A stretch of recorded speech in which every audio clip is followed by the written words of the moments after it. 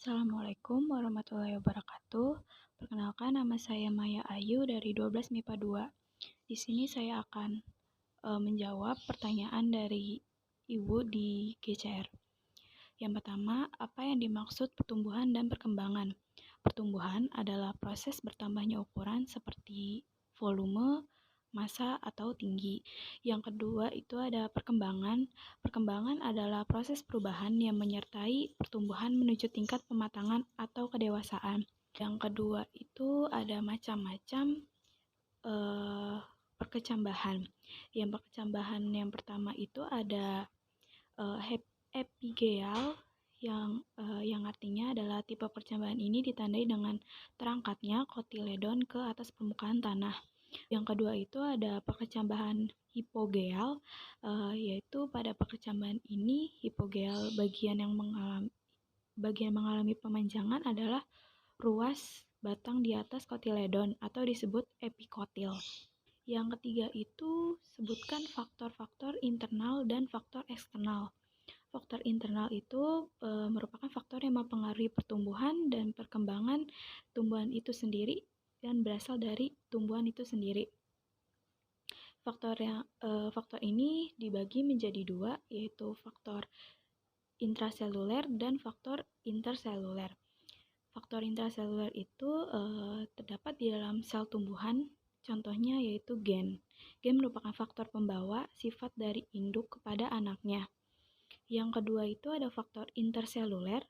Faktor interseluler yaitu faktor yang dilepaskan oleh sel untuk mengatur pertumbuhan dan perkembangan, yaitu hormon. Hormon pada tumbuhan disebut fitohormon. Dalam hormon ini ada beberapa hormon yang mempengaruhi pada pertumbuhan dan perkembangan tumbuhan. Yang pertama ada auksin, diproduksi dari bagian koleoptil atau titik tumbuh, ujung batang, ujung akar, serta jaringan lain yang bersifat meristematis. Yang kedua ada hormon giberelin, yaitu bekerja secara sinergis dengan auksin saat terjadi perkecambahan. Giberelin diproduksi di semua bagian tumbuhan. Yang ketiga ada sitokinin, yaitu hormon pertumbuhan yang dapat berinteraksi dengan auksin untuk memacu pembelahan sel, yaitu sitokinesis. Yang keempat itu ada hormon etilen, yaitu diproduksi pada jaringan buah yang sudah tua, di ruas batang dan jaringan daun tua.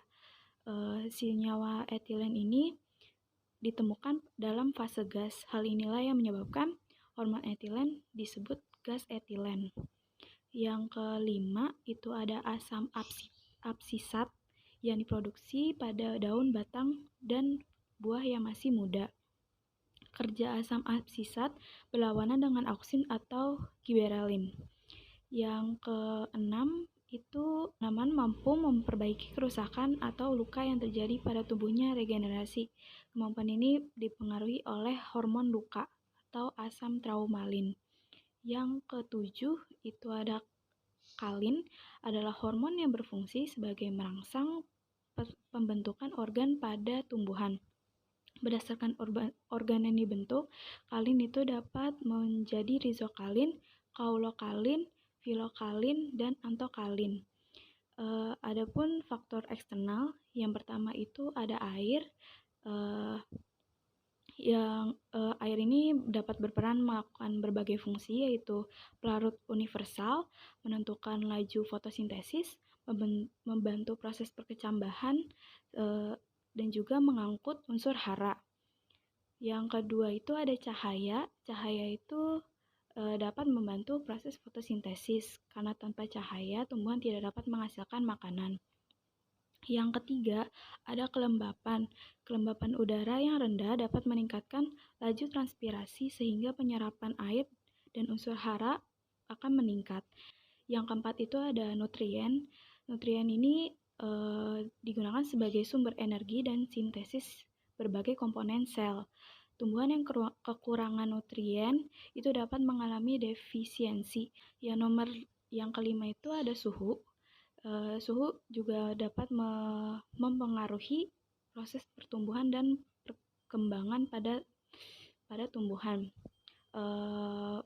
Suhu yang baik itu atau suhu yang optimum itu dapat membantu proses fotosintesis, respirasi, transpirasi, dan reproduksi dengan baik. Yang keenam itu ada oksigen. Oksigen juga diperlukan pada proses respirasi aerob. Tumbuhan ini dapat diperoleh energi untuk pertumbuhannya. Yang terakhir ada nilai pH. Nilai pH pada tanah ini dapat mempengaruhi